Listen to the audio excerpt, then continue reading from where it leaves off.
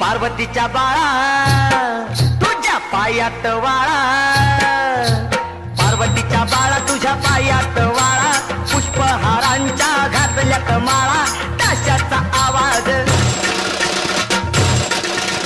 ताशाचा आवाज ताराला झाला र गणपती मा